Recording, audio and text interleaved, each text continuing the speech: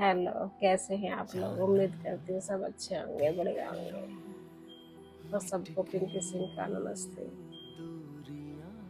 चलो, हमने सोचा आज एक बात कहें आपसे कि चेहरा मायने नहीं रखता कि तुम खूबसूरत हो।